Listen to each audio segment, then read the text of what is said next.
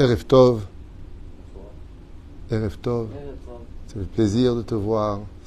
En ce jeudi soir, 15 du mois de juin, et on est déjà le 27 du mois de Sivan, exactement, Shiur acheté, donc ce soir, pour une askara, par Guy Yechiel Gozal, pour l'élévation de l'âme de sa maman, Aléa Shalom, Simi Bat Lola, Zichron Livracha, qu'elle prie pour eux, et aussi pour remercier Akadosh Baruch Hu de tous ses bienfaits, chaque jour.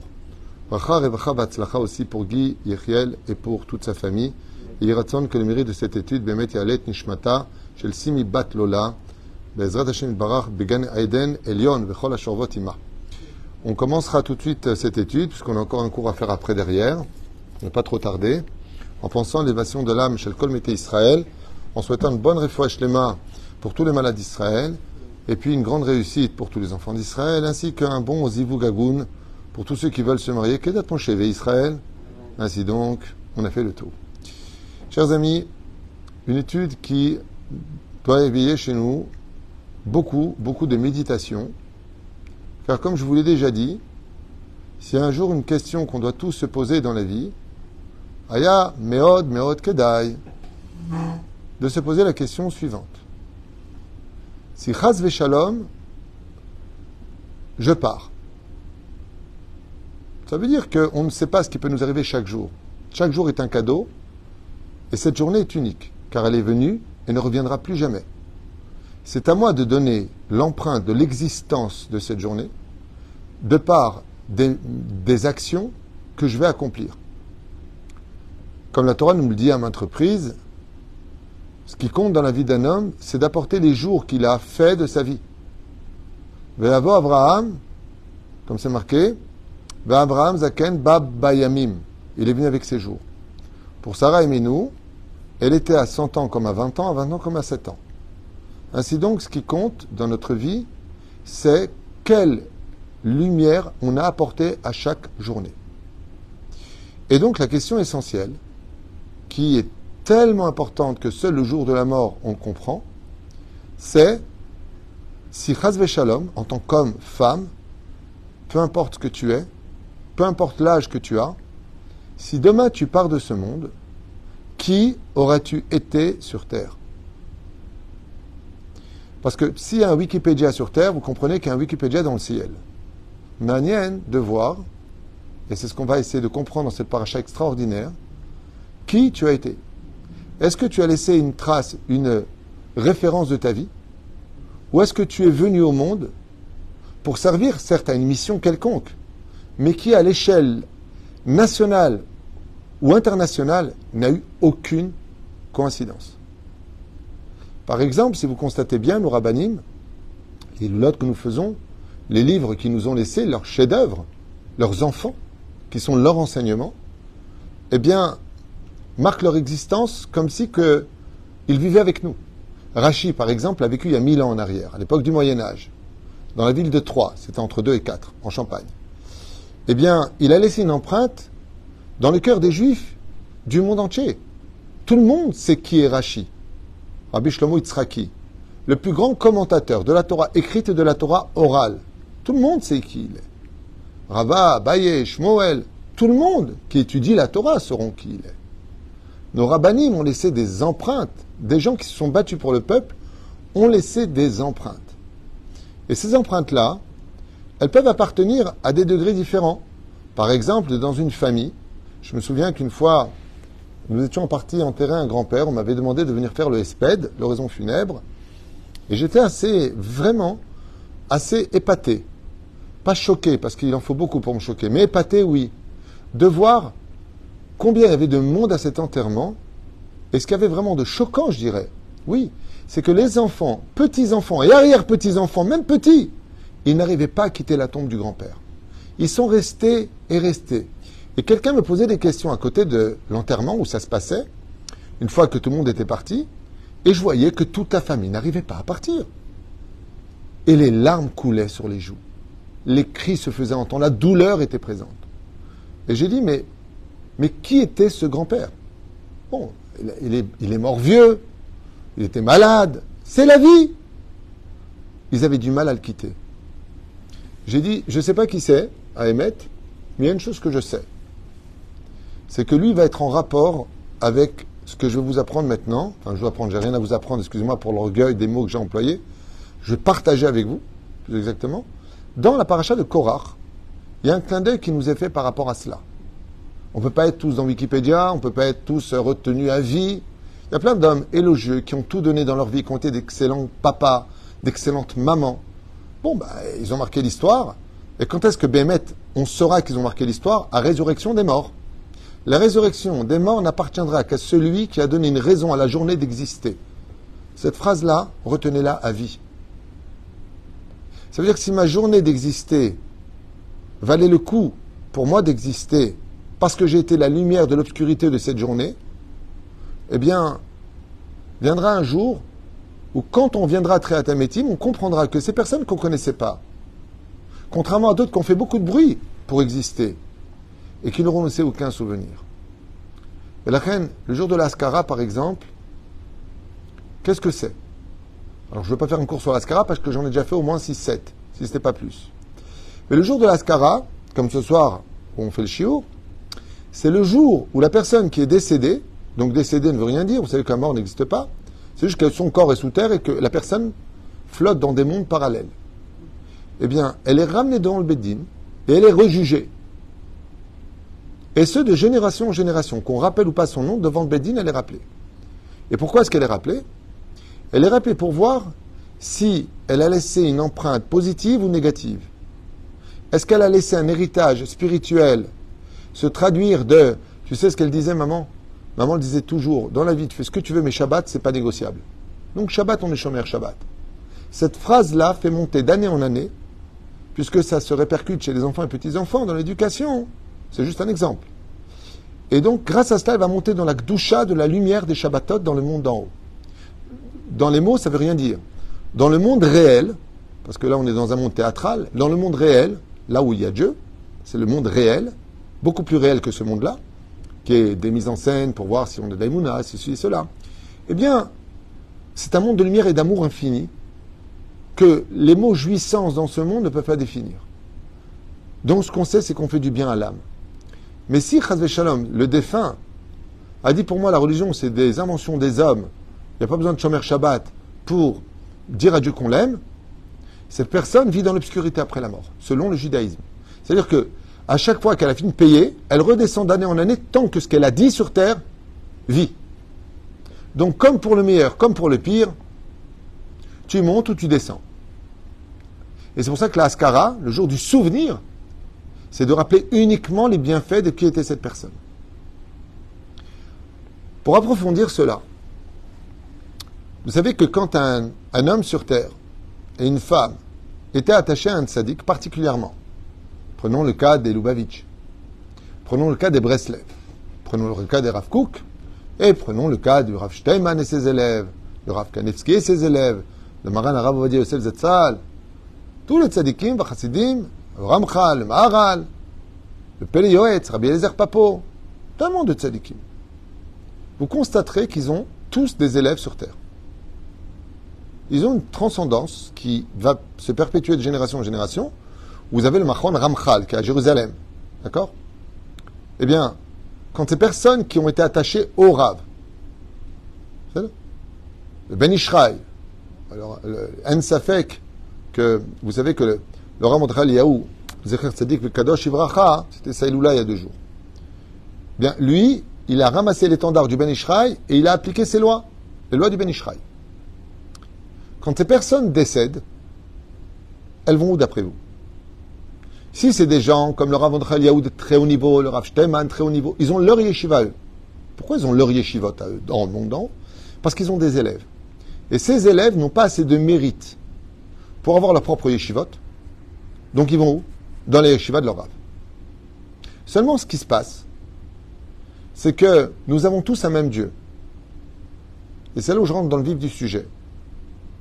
Quand on prie, nous tous les juifs du monde entier, dans l'Amida, qu'est-ce qu'on dit?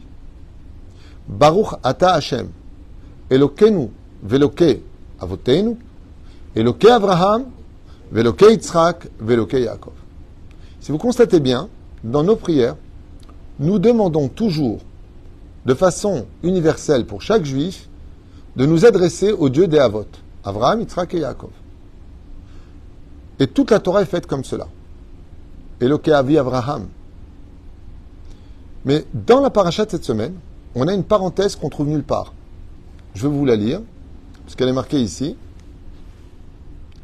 Quand Dieu se retrouve face à Korach, vous allez comprendre quel rapport avec tout ce qu'on vient de dire. Veiplu al penehem. Moshe et Aaron tombent sur leur face. Vayomru el Eloé aruchot. Et ils vont dire au Dieu des ruchot. Alors des esprits, des âmes. C'est bizarre comme... T'as jamais fait attention, tu lis la Torah? Eloé aruchot. Où est Avraham, Yitzhak et Yaakov? Moshe s'adresse au Dieu qui est le Dieu de toutes les âmes. Écoutez bien la suite. L'echol bassar, de toute chair. Donc à qui s'adresse ici Moshe dans cette paracha? Incroyablement surprenant. Il s'adresse, Elohé aruchot lesol aish echad yicheta ve'al kol ha'eda tiktsof. Ça veut dire qu'il demande à Dieu de punir cet homme et pas toute l'assemblée parce qu'ils ont suivi son opinion. Le mot ici, Elohé aruchot, ça veut dire quoi? Omer, Rashi Akadosh, qui sent tout de suite l'ambiguïté de demander, je m'adresse au Dieu des âmes de tous les corps. C'est un Dieu qu'on ne connaît pas, celui-là. On connaît Tsevakot, Anochi, El Shaddai, on connaît des dieux. Avaya, Elohim, il y en a des noms de dieux qu'on appelle les attributs divins. Mais le Ruchot, ça par contre, c'est le Dieu de qui celui-là? Écoutez bien. Yodea Marshavot. En midatecha ki midat basar vadam, melech basar, bet din, שסלחה עליו מקצת מדינה, אין יודע מי החוטא, לפיכך כשהוא כועס, נבחר מכולם. אבל אתה לפניך גילוי ידוע המחשבות ויודע את מי השחוטא. En deux mots, qu'est-ce qu'il est en train de dire, Rashi? Il dit que la définition de Elohé Aruchot, qui est marquée dans la paracha de la semaine, écoutez bien, homme comme femme, ce que vous allez entendre vous concerne tous. La Torah, c'est pas un livre d'histoire, c'est tellement beau, tellement pur. Elohé Aruchot, le Dieu du souffle des âmes. Rashi, il dit, parce que les hommes, on n'est pas capable de savoir réellement qui est qui sur Terre. Mais il y a une chose qu'on peut savoir. C'est ce que nous enseigne la 13e Mishnah. Donne-moi un Sidour, je vais te montrer. 13e Mishnah, Perek, Shlishi, Orevi. Je ne me rappelle plus, je vais vous lire tout de suite. Où est-ce qu'on trouve Todarabat, Sadik, Yavdoucha Amim? Que Dieu te bénisse. Un bon zivuk cette année pour toi. Tiskulim Zot Masim Tovim. Et désolé de vous déranger à chaque fois. Bon, si c'est un plaisir, je peux me chercher un café. Je plaisante. J'adore mon humour. Tov, bon arzor laïna. On a dit Perek Yud Gimel Chon. Il me semble que c'est Perek Shlishi. Je vais directement aller là-bas. Je ne suis pas sûr, je ne triche pas avec vous. Je préfère être honnête. Non. Just a minute, please. Just a minute. Est-ce que je me suis trompé? Non, je ne me suis pas trompé. Perek Yud Gimel. Pardon, Perek Gimel, Mishnah Yudzain. Huaya Omer. Kol sheruach habriot nocha emenu. Ruach hamakom nocha emenu. Comment est-ce qu'on peut savoir qui est vraiment une bonne personne? Qui? Nous dit la Mishnah. Huaya Omer, donc qui c'est où? C'est Rabbi Hanina ben Dosa, un des secrets les plus importants. Et là, on comprend quel rapport il y a entre le Dieu des Ruchot et là, qui est un Dieu qui s'intéresse aux Ruchot, c'est-à-dire à la personne elle-même. Quel nom il a laissé sur terre? Waya Omer, Kol Sheruach Habriot. Tant que ce que tu es, ton âme, Ruach, ton âme, est paisible pour celui qui te rencontre, tu peux être certain que Dieu, pour lui aussi, tu es paisible. Mon Dieu, les gens toxiques sont rayés de la liste directe. Ça veut dire, les gens toxiques, les gens les aiment pas, mais Dieu non plus les aime pas. À moins qu'ils changent. C'est du boulot. Et toute personne qui n'est pas agréable, que tu sens l'ambiance qui n'est pas bonne, qui te cherche toujours des querelles, qui juge tout le temps tout le monde, qui est toujours dans la critique, il n'y a que lui qui est bien, tu peux être certain que Dieu lui-même, il ne veut pas de lui. Un jour, je vous raconte une anecdote qui s'est passée terrible. J'étais avec une personne dont j'ai essayé de m'occuper pour essayer de la soigner. Et je voyais que cette personne était vraiment très toxique. Le déni le plus total, des inventions, des mensonges, des critiques, du moti shemra. Une vraie poubelle humaine, quitte à en déplaire certaines oreilles. Une pure poubelle humaine. Et je me rappellerai toute ma vie de ce que je lui ai dit, parce que j'ai vu son visage qui était digne de recevoir ce genre de paroles. Je lui ai dit, en tout cas, vous, il y a une chose de sûre, vous ne mourrez jamais. Et si vous mourrez un jour, ce ne sera pas d'un infarctus. Et la personne me regarde comme ça, elle me dit, pourquoi vous me dites ça? Et je lui ai dit avec un petit sourire narquois, parce que c'est une personne qui faisait beaucoup de mal. Je lui ai dit, parce que vous ne mourrez jamais, parce que même Dieu ne veut pas de vous. C'est marqué dans la Mishnah. Je lui dis, oh, t'es toxique, toi, je veux pas de toi non plus. Et pas d'un infarctus, je lui dis, parce que pour mourir d'un infarctus, il faut avoir un cœur. Vous n'en avez pas. Il m'a regardé et il m'a dit, je vous aime pas. Je lui ai dit, ça, je le sais. Et ça fait du bien d'entendre des vérités de gens qui n'attendent rien de vous. Vous savez ce qu'il m'a répondu? Ça soigne ce que j'ai. Je lui ai dit, c'est à vous de voir si vous le voulez. Mais il faut être très honnête dans la vie quand on veut changer. Il faut être très honnête, il faut être quelqu'un de très honnête et de très fort psychologiquement, d'accepter de voir ce que nous sommes vraiment dans la vie. Au lieu de constamment remettre tout le monde a tort, il n'y a que toi qui as raison. Il faut être quelqu'un de très honnête pour être capable de dire pardon, qui vient du cœur. Écoutez la suite. Écoutez bien la suite. Qu'est-ce qu'on a dit juste avant? Qui étais-tu le jour où, par exemple, dans l'instant T? Benjamin, David, je vous pose la question, par exemple, à vous deux. Si, Chazve Shalom, tu pars demain, combien de temps on se souvient de toi? Ne me donne pas de réponse, c'est pas joli. Ne me donnez pas de réponse. C'est pas joli. Mais posez-vous la question. Ça devient inquiétant. Pourquoi? Moi-même, je me pose la question. Qui j'ai été? J'hésite énormément à effacer tous mes shiurim le jour où je partirai de ce monde. Parce que j'ai peur peut-être que j'ai mal enseigné quelque chose ou... Ah ben on n'est rien. On n'est absolument rien. Et c'est pas parce qu'un rave est plus que nous, ou un chanteur est plus que nous, ou une personne est plus que nous, que l'autre, sur Terre, que ça fait de lui une grande personne. Ce n'est pas le nombre d'abonnés ou de buzz que tu fais qui fait de toi une grande personne. Qu'est-ce qu'il dit Rashi? Il n'y a que Dieu qui sait. Vraiment. C'est Rashi qui dit ça. Et le Karouchot. Pourquoi est-ce que Moshe ne règle pas le problème? Parce qu'il dit, mais Korach, il vient se battre au nom de la Torah, me faire des problèmes. Au nom de Dieu, il vient me faire des problèmes. Vaïpol Alpanav, il tombe sur sa face, il dit, j'arrive plus à comprendre, Korach, c'est un tzaddik ou c'est un rachat? Là, vous tournez la page, qu'est-ce qu'il dit? Cette Eda, cette assemblée de Rechaïm, dans la Torah, Dieu dit que c'est des Rechaïm. Il n'y a que lui qui pouvait le dire. Parce qu'il voit qu'ils sont toxiques. Ils sont mauvais. Ils sont dans le déni le plus total. Ils sont dans la pire des choses. Vous savez c'est quoi la pire chose qu'une personne peut posséder en lui? Vous êtes au courant. Vous savez quelle est la chose la plus horrible qu'on puisse trouver chez une personne? La mauvaise foi. Vous savez c'est quoi la mauvaise foi? C'est de savoir où est la vérité et de la renier. Donc il n'y a plus rien à faire. Aucune discussion ne peut avoir lieu. Donc tu as coupé la communication. Communication est coupée. Donc la complicité est coupée. Donc la confiance est effondrée. Donc il n'y a plus rien. Face à la mauvaise foi, tu ne peux rien faire. Quelqu'un, tu lui parles, comme j'ai dit tout à l'heure à mon beau-frère, que Dieu le bénisse. Je lui ai dit, tu sais, quand quelqu'un vient de te parler de son problème et que tu lui dis juste la phrase « j'arrive à te comprendre », tu lui as déjà retiré 50% de sa douleur. Ça fait du bien d'être compris même si on a tort, qu'on a eu tort d'agir ainsi, mais d'avoir été compris dans l'agissement qui était maladroit de notre part. Mais ça fait du bien d'être compris. Mais quand tu es face à une personne qui ne te comprendra jamais parce qu'il n'y a que lui qui a raison à 100%, ça c'est déjà une mort dans l'injustice. Et c'est très dur. La reine, écoutez bien. Il y a des gens comme Moshe Rabbeinu. Et Moshe, quand il dit Elohé Aruchot, écoutez bien ce chidouche. Ouvrez bien grand vos oreilles. Vous constaterez que dans les yeshivot, par exemple Rav Kook, on n'y trouve pas des livres du Rabbi. Enfin, moi, j'ai fait Merkaz Arav, j'ai fait Orota Negev, j'ai fait le Machon Meir, j'ai pas trouvé des livres du Lubavitch. Peut-être qu'il y en a aujourd'hui, mais en tout cas, je n'en ai pas trouvé à l'époque. J'ai pas trouvé, quand j'ai étudié chez les Lubavitch, des livres du Rav Kook, je vous le dis. J'en ai pas trouvé un seul. Et pourtant, il faut savoir que le Rav Kook était un élève à l'époque de Tzemar Tzedek et tout ça. Il était Lubavitch à la base. Okay? Renseignez-vous sur le Rav Kook. Rabbi Avraham Yitzhak Cohen Kook. Après, il était élève du Chafetz Chaim, qui l'a envoyé en Israël. Quand vous allez chez les Vijnitz, vous trouverez autre chose que les Vijnitz.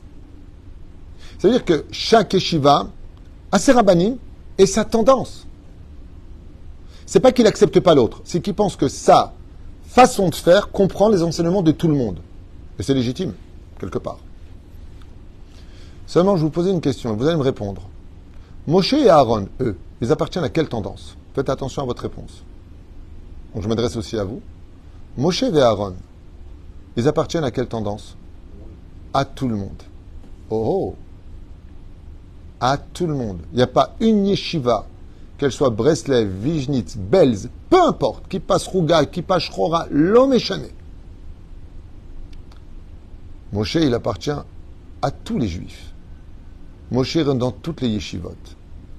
Moshe, c'est un diplomate. Et les diplomates, on ne les arrête pas, on ne leur demande pas leurs papiers. C'est des diplomates. Ils rentrent où ils veulent.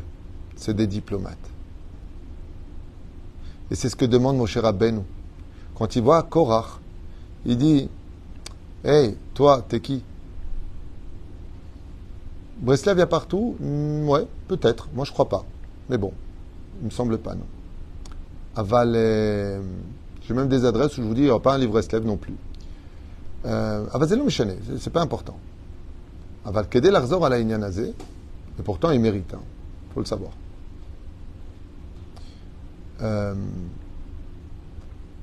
Elohe Aruchot, Kol Basar.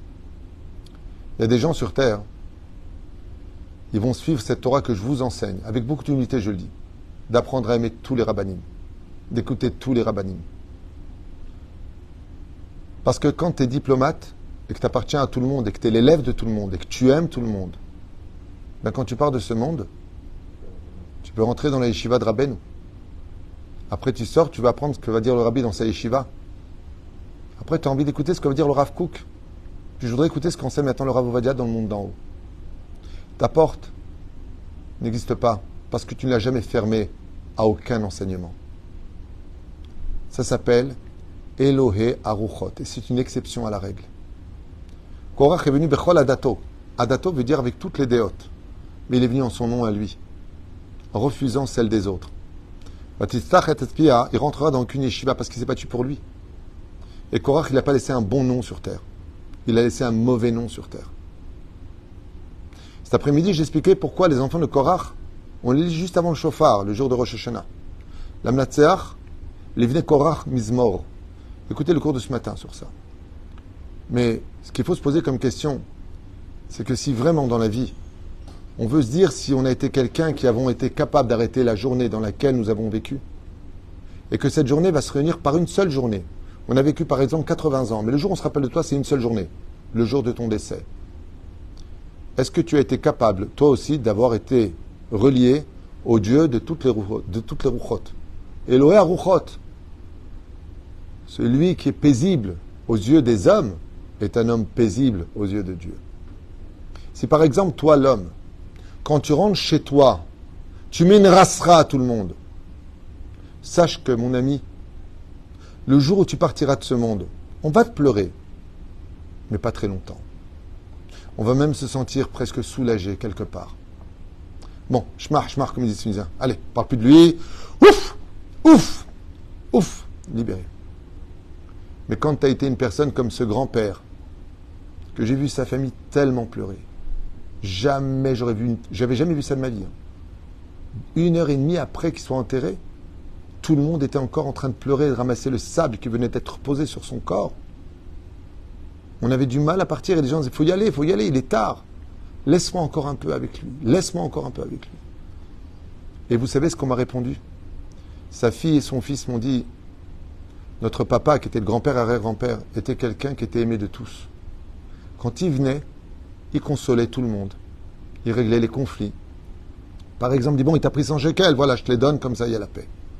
C'était un homme qui était paisible. Un homme, quand il venait, on disait, lui, il est agréable. Jamais de réflexion. Toujours à relever tout le monde. Toujours à dire, ah, c'est bien ce que tu as fait. Ça te dérange pas, regarde, non, attends, tu sais quoi, je vais le faire moi. Il était humble. Des gens comme ça, tu les oublies pas. Des gens comme ça qui sont paisibles aux yeux de tous. Qui ne se mêlent que quand on veut les mêler. Et qui vont se mêler que pour reconstruire et pas détruire. Et ça, c'est le Dieu exceptionnel dans la paracha de Korach, auquel Moshe Rabbeinu s'adresse. Elohe Aruchot. Je m'adresse à celui que tu vois comme étant une personne paisible. Tout de suite, la terre s'est ouverte à la vallée Korach. Dieu l'a répondu. Moshe, toi tu peux te relever. Toi tu seras dans toutes les yeshivotes. Et tout le monde voudra étudier ta Torah toute sa vie durant. Je mets la Torah en ton nom pour dire combien tu es paisible aux yeux des hommes. Et ne laisse pas ces perturbateurs, ne laisse pas ces gens qui viennent, au nom de leur orgueil, parler en mon nom à moi. Et c'est pour cela que la punition ne pouvait être autrement qu'extrêmement difficile pour le sort de Korach. Heureux celui qui, hormis le fait de dire « je suis juif par ma mère » et mon Dieu est celui de mes pères, sera capable de dire aussi « Elohé Aruchot », le Dieu de toutes ces personnes qui sont paisibles. Et ça, c'est le message que lance Moshe Rabbeinu à Korach Vecholadato. Et tu vois, tu viens de m'accuser, moi et mon frère Aaron, d'être des imposteurs, d'être des voleurs. Nachon. Mais nous, on va dire une phrase que toi, tu ne pourras jamais dire, Korach. Je m'adresse au Dieu de toutes ces âmes qui sont aimées parmi le peuple, car celui qui est aimé du peuple est aimé de Dieu. Et Zedavar Gadol Vinisgav, qui est vraiment une des raisons pour lesquelles Roi Hashem Tenachenu Began Eden Elyon. Quand on fait l'Ashkava, bizarrement, quel est le nom qu'on utilise? Roi Hashem Tenachenu Began Eden. Que l'Esprit divin vienne consoler cette âme pour lui donner un monde paisible dans les mondes supérieurs. Si tu as été capable d'être une lumière, tout simplement une personne agréable, paisible, gentille, humble, même si on ne te l'a pas rendu, n'oublie pas que toute ta vie durant, dès que viendra ta Askara, même 20 ans plus tard, 50 ans plus tard, sache que tu manqueras. Sache que tu manqueras. Il n'y aura peut-être plus les mêmes émotions ni les mêmes larmes, car le temps nous soigne de toutes nos cicatrices. Mais tu manqueras à ce moment-là précis. Parce que tu as été déjà une âme qui nous manquait alors que tu étais encore présent. Elohé Aruchot. J'espère que j'ai plutôt, moi, réussi à vous faire vivre ce chiour à un degré tellement important. Il devrait être partagé, étudié par tout le monde, médité par tout le monde, ce chiour. Parce que c'est une exception à la règle que vous trouverez dans la paracha de Korach. Je vous en donne les références. Regardez Rashi. Vraiment, Kedai Meod Meod. Chaque soir, quand on va se coucher, de se poser la question, si Chaz Veshalom, je partais demain, est-ce que j'aurais laissé des dettes? Est-ce que j'aurais laissé des gens blessés sur terre? Est-ce que j'aurais froissé des gens? Est-ce que tout le monde... Alors bien sûr, on ne peut pas plaire à tout le monde. On a des gens qui ne nous aiment pas. Moi, j'ai des gens qui ne m'aiment pas non plus. Hein. Toi non plus et lui non plus. C'est la vie. Perek Tetzaïn, donc 16e chapitre, verset 22. À méditer. Yeshua de Nechamot, Atzlacha v'Avacha Bezrat Hashem, Lenu Nishmat, Aisha Tzma Marat. Donc, Simi Batlola, la bracha pour Guy, Yechiel, Gozal, vous avez un deuxième chiour pour ceux qui sont intéressés. Dans un instant, sur la suite numéro 2 de Un monde de souffrance, un cours que je vous conseille vivement d'écouter, de partager. On explique petit à petit, il y aura peut-être 4-5 cours, je ne sais pas comment je vais le faire, ça peut être long, mais c'est très instructif pour nous remonter un peu le moral par rapport à tout ce qu'on souffre dans cette dernière génération avant la Géoula finale, qu'on attend tous beaucoup. Merci de m'avoir écouté, merci de partager. Merci à ce qui paraît faire le pouce parce que ça veut dire que c'était super et toi ce qui paraît c'est mon technicien qui me l'a dit. Merci pour votre soutien. C'est pas évident au niveau des dons. Celui qui peut, t'avoir la bracha et celui qui peut pas, un sourire suffira. Je me verrai chetrem. À tout de suite ceux qui veulent.